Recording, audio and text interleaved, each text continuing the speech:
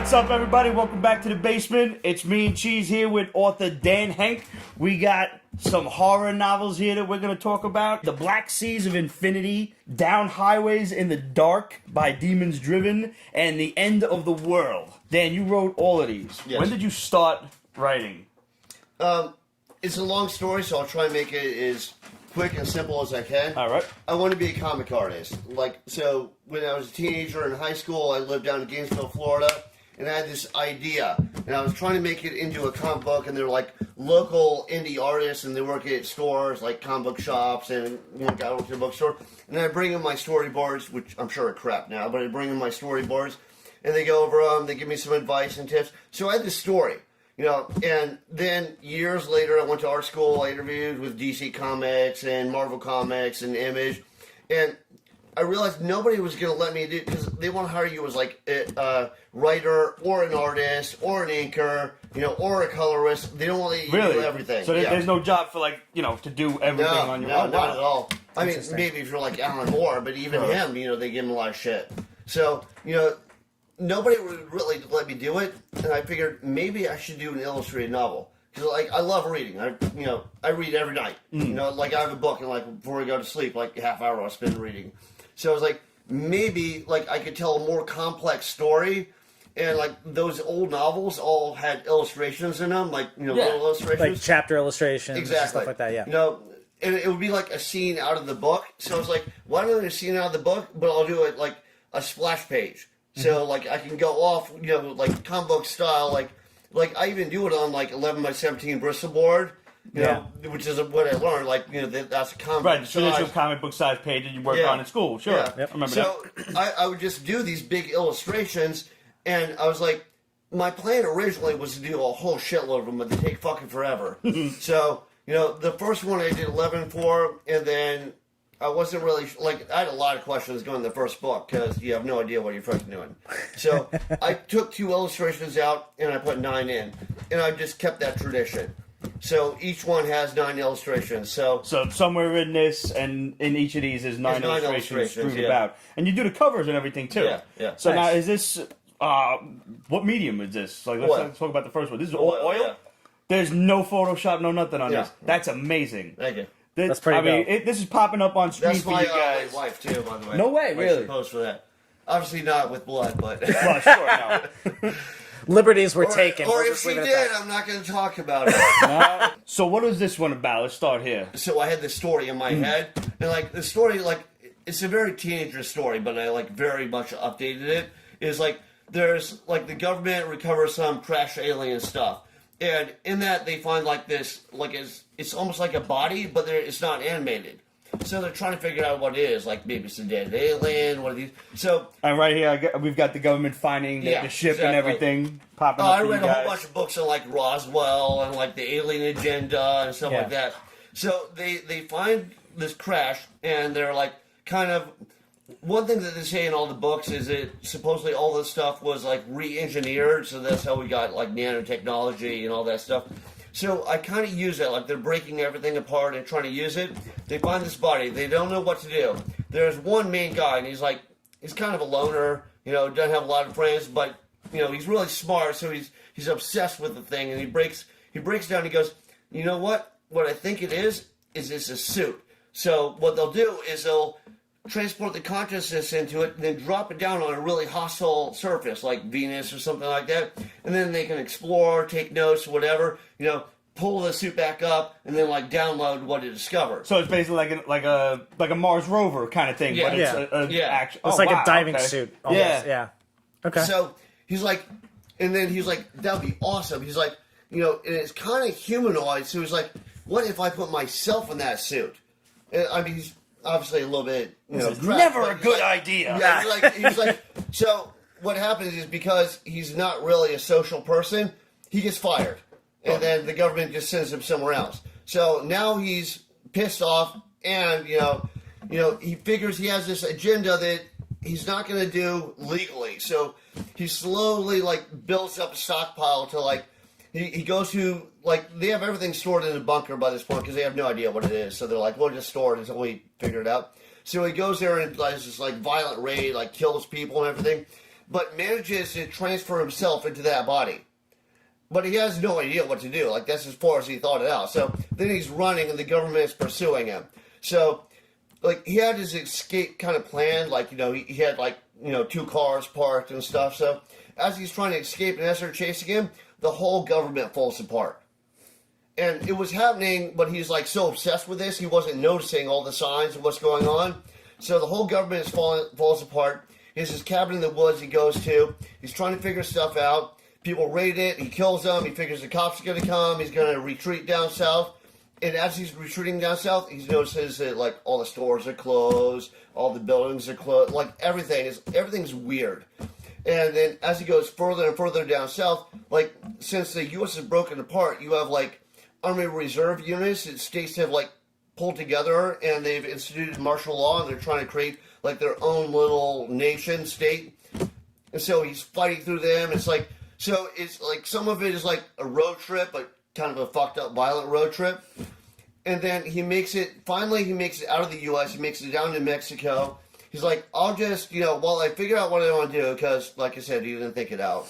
So while he's like, I always wanted to, like, check out the rainforest or whatever. Now, I'm not hungry. I'm not thirsty. Like, he's still in the suit the whole time. He's still in the suit. Yeah, he doesn't even know how to get back. Right. He just destroyed his body. Like when the military was coming for him, he like smashes it. Right. This is just his consciousness in the suit. Yeah. Right. Okay. So he basically left a husk back at the military base. And he wanted to kill it before because he didn't know. Maybe they could pull him back into the body. He didn't know.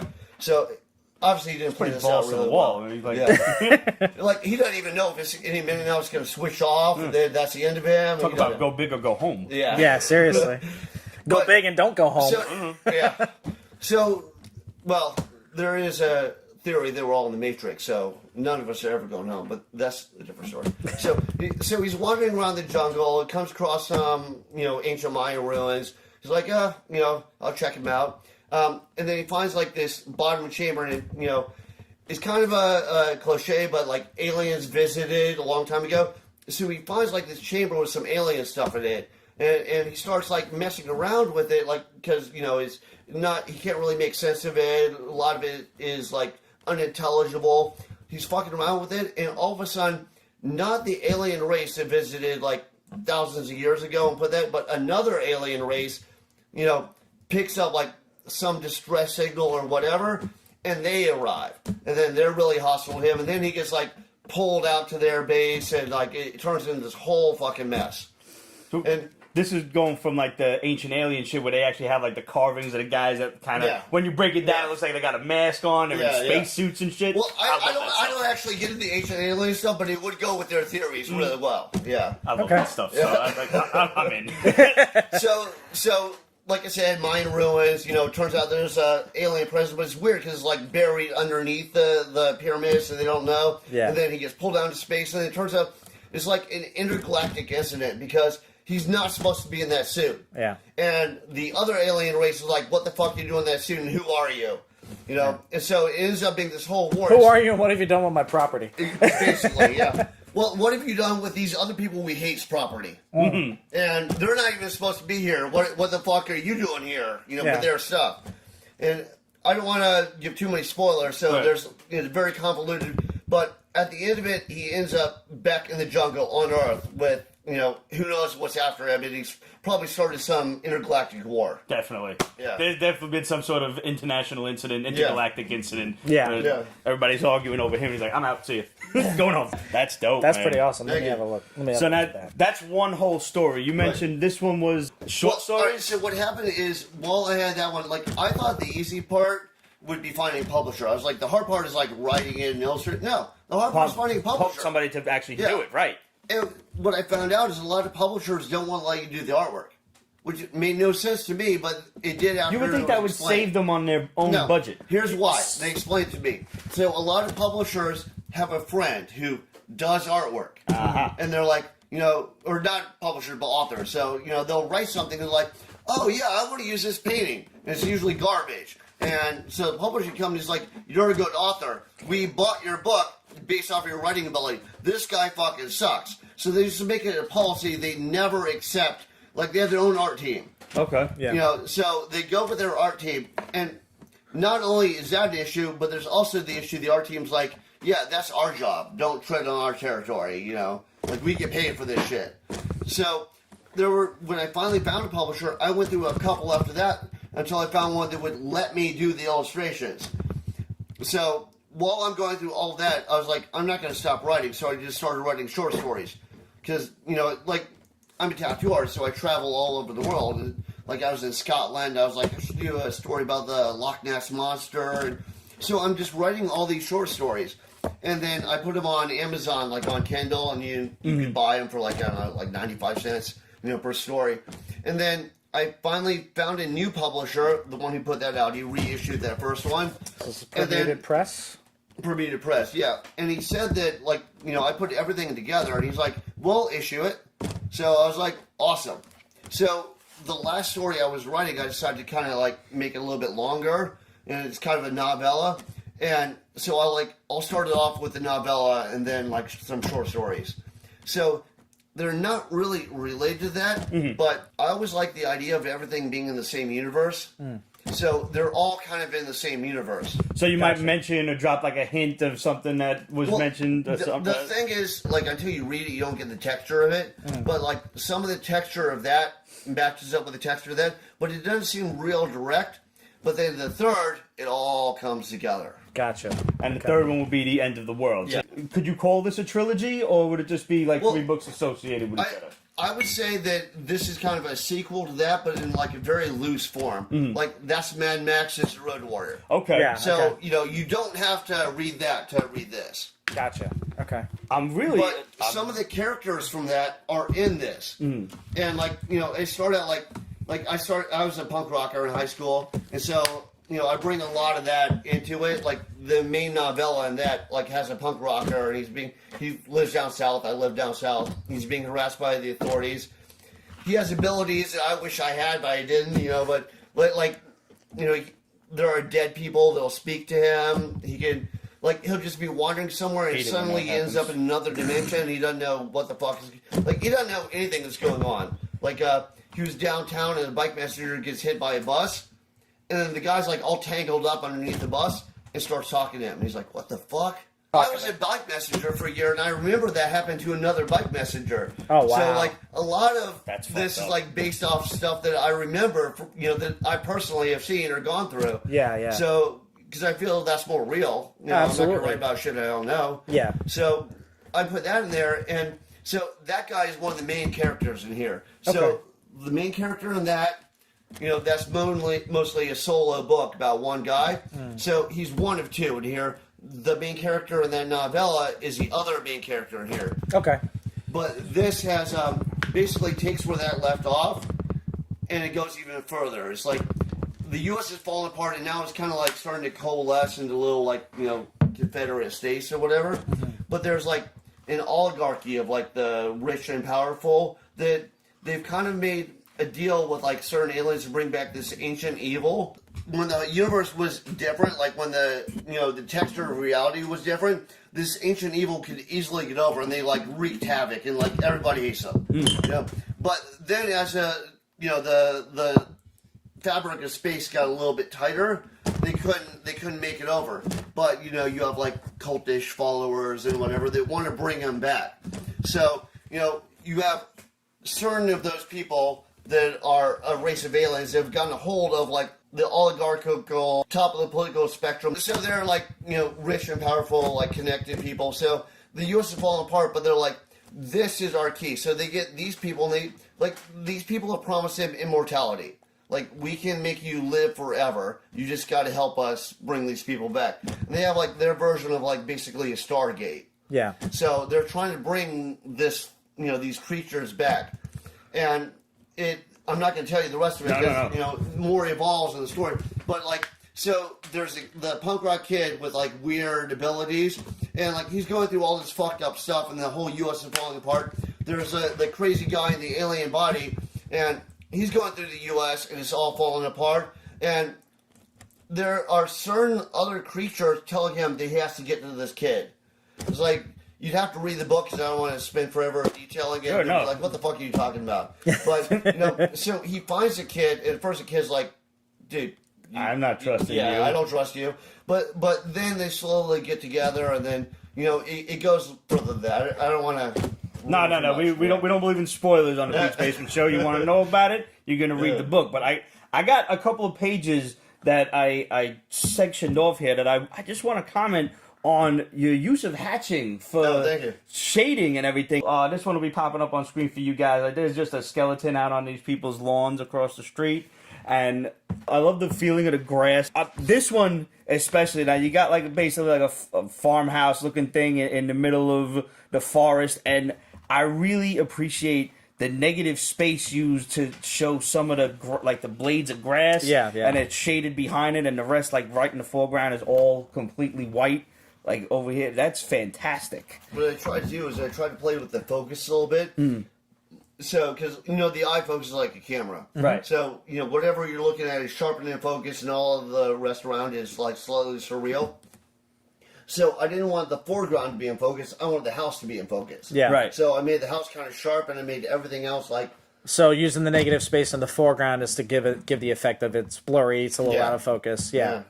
It's executed very well. A few times I figured it was like kind of a... I noticed it, and you don't find too many hatchers in illustration anymore. More. I really do. And this is all pen and ink, I'm assuming, right? Well, I mean, you had the guys brush and ink. Okay, wow. Okay. That takes a long time. I'll show you. Yeah, That's please. why I brought some of these. This is I mean, here's just a headless dude for you right there. Nice. That's great. Wow, this is sick. Yeah. Nice. Yeah, that's really insane. And to get that effect with just straight up ink. Yeah, you just have like nothing but ink. That's the whole pretty feel impressive. of walking down this forested tunnel, and what I use is I use the it's indie ink, but it's the one they use for repeater graph pens. So I found that's a lot darker. So I use that, and I use these little micro mini brushes. They're like 20/0 or 10/0, and I found you get like a lot more fluid texture if it's a brush. Because you can make the line thicker and thinner, and you go through. Depending on the pressure you use. Exactly. Yeah. So, are you using white paint to kind of clean up a lot of these lines, or sometimes I use white paint, not so much to clean up the lines, but like to clean up areas. Like I'm like, that area should be like a little cleaner. That area, would work better if there's a little more open space. Yeah, I gotcha. Okay. What is happening in nice this one? No, this is like towards the end of the novel.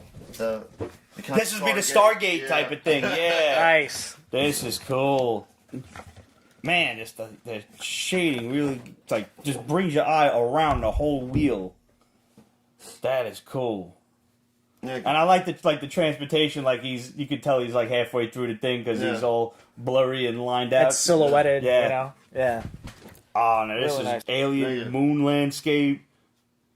This is really cool. Yeah, I gotta say, one of my biggest influences for art was going to be my next question. John Tolobin. Okay. If you saw all the early Swamp Things with Alan Moore, sure. Like it was Steve Bissett was a penciler and John Tolobin was the inker. Okay. But Steve Bissett did very loose pencils. So, you'll see John Tolobin when he does stuff on his own, it looks the same. You see Steve Bissett when he does stuff on his own, and it looks a lot looser. So you could tell that a lot of that was John Tolobin. And sometimes he would get it and just redraw the whole thing and then ink it. His style is probably my biggest thing. Like, everybody's like, oh, Bertie Wrightson. But that's the first name I hear. But John Tolobin is like my biggest influence. Are you familiar with the guy named Gary Gianni, by any chance? That sounds really familiar. He's done Hellboy. We actually had an interview with him several Comic-Cons ago. Okay. But he's very big into just like hatched lines and everything. Okay. And check him out. I think you'll really like him. I think, speaking of Hellboy, I think Mike Mignola is really underrated. I love his stuff. His stuff is great. Yeah. His stuff is great. I've heard that he doesn't think his stuff is that good. No, he's everybody's their own worst critic. Yeah. But I heard he thinks he's like garbage. I'm like, he's fucking awesome. Yeah. And his style is perfect for the style of that book. For the stories he's telling. He has that iconic style. Kind of goes with the mood. Yeah. Well, it helps that he writes it and he draws it. Yeah. And the amount of research that he puts into it is it's ridiculous. I'm a big Hellboy fan. You know how they're collecting them in those hardbound volumes now? Yeah. I have all of them. Yeah. Nice. So what's next for you down the line? I'm going to do another sequel. Like, this just came out. And that's another thing I found out. You got to do a ton of promoting. Yeah. Otherwise, nobody gives a fuck. Right. Yeah, nobody reads it. Nobody checks it out. So that came out. I'm doing a ton of promoting. I want to write a sequel to it, but they take a while. So I have ideas. Like whenever I have ideas, I save them in the notes on my phone. Mm-hmm. Yeah. Mm-hmm. Best idea. Yeah. So I have tons of notes saved on my phone, but I haven't started the new novel yet. Yeah. So, aside from doing the books, you said you also run a tattoo shop. You're co-owner, you said? Yeah, I'm co-owner. It's called The Abyss. It's in Long Beach. All right. Technically, it's The Abyss Fine Art and Tattoo Studio. Brother, thank you for coming on the program, man. Yeah, I wish you the best of luck. Where can people get these books? They're on Amazon. They're Barnes & Nobles, like the digital Barnes & Noble, so Kobo, Nook. Do you have a website of your own? I have a website of my own. That's danhank. .com? danhank.com. Yeah. Easy enough. Brother, And thank you, man. Thank you very much. The illustrations are awesome. The books are great. Guys, you want to pick some of these up. We're going to have 3 of these to give away to you. Hopefully Dan is kind enough to sign them. I'll do it. And we'll give them away in a contest later on. Maybe after I read them, but I read slow, so you're going to have to wait for me for a little bit. That's the way that goes. Fair enough. Hit us up, guys. Questions at Pete'sBasement.com, Facebook.com/Pete's Basement, Instagram, Twitter, etc. at Pete's Basement. If you're on YouTube right now, make sure you hit that like and subscribe button and hit the notification bell while you're at it so you're always kept up to date on all the crazy basement hijinks. And remember, live shows Thursday night and new videos hit YouTube, give or take around Tuesday. We'll see you then. Salud.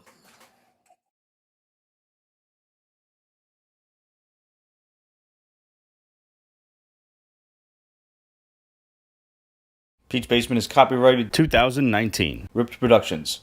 All rights reserved, so go fuck yourself.